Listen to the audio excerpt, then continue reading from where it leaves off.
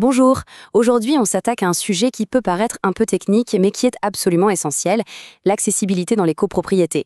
C'est un vrai labyrinthe juridique parfois, mais comprendre qui doit faire quoi, c'est la clé pour que tout le monde puisse vivre dans un environnement vraiment adapté. La question est simple, mais la réponse, beaucoup moins.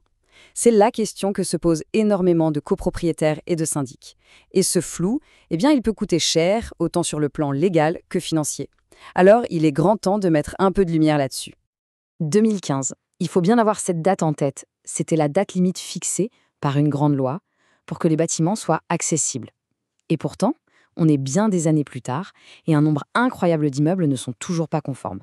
C'est de là que part tout le problème en fait. On va commencer par ça, le grand défi de l'accessibilité. Parce qu'il ne s'agit pas juste de cocher une case pour être en règle. Derrière, il y a des enjeux très concrets. On parle d'argent, bien sûr, mais surtout de droits, d'obligations. Bref, des choses qui touchent directement la vie de tous les jours dans un immeuble. Et tout est résumé dans cette phrase. C'est vraiment ça le cœur du sujet. D'un côté, on a un idéal magnifique, que tout soit accessible à tout le monde. Et de l'autre, la réalité du terrain, avec ses contraintes. Toute la réglementation essaie de jongler entre les deux. Bon alors, par où commencer pour y voir clair? Il y a une règle d'or, une distinction absolument fondamentale à faire, celle entre les immeubles neufs et les immeubles anciens. C'est vraiment le point de départ qui va tout déterminer. Voilà, c'est aussi simple que ça. Pour un immeuble ancien, donc construit avant 2007, il n'y a pas d'obligation de faire des travaux, sauf si de gros travaux sont déjà prévus ou si quelqu'un en fait la demande.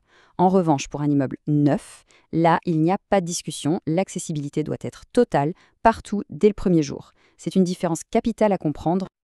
Et même pour le neuf, attention, les choses ont évolué. La loi Elan de 2018 a complètement changé la donne.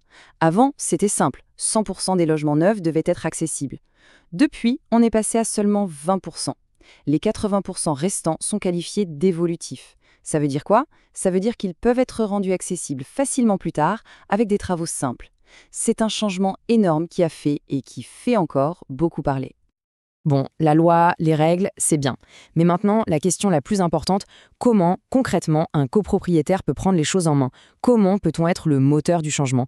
Eh bien, la loi a justement évolué pour donner beaucoup plus de pouvoir à l'initiative individuelle. Voyons ça. Retenez bien ça, 2019. C'est une petite révolution. Avant, pour faire des travaux d'accessibilité, il fallait demander la permission à l'Assemblée générale et obtenir son vote. Aujourd'hui, il suffit de l'informer. On est passé de la demande d'autorisation à la simple information. Le rapport de force n'est plus du tout le même. Alors voilà, le processus décomposé. C'est assez simple en fait. On commence par envoyer un dossier détaillé au syndic. Lui, il est obligé de mettre le sujet à l'ordre du jour de la prochaine AG. Et là, moment crucial, l'AG. Mais, comme on va le voir, son pouvoir de dire non est maintenant très, très limité. S'il n'y a pas de refus valable, c'est parti, les travaux peuvent commencer.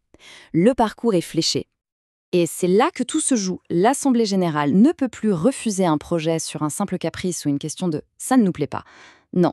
Pour s'opposer, il faut une raison sérieuse, l'une de ces trois raisons, et rien d'autre. Ça met fin à beaucoup de blocages arbitraires.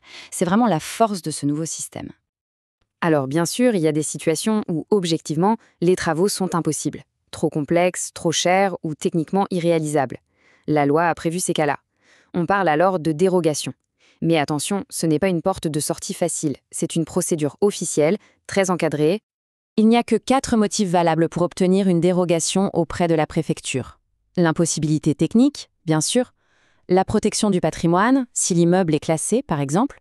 Un coût jugé vraiment démesuré. Et, c'est intéressant, un refus de l'AG peut aussi être une raison pour demander une dérogation officielle. Allez, on arrive à la fin. Pour être sûr que tout est bien clair, on va résumer tout ça sous la forme d'une checklist. Un petit plan d'action pour savoir exactement par où commencer si un projet d'accessibilité se présente. Voilà donc la feuille de route. La toute première chose à faire, c'est de vérifier l'âge de l'immeuble. Ça, c'est la base.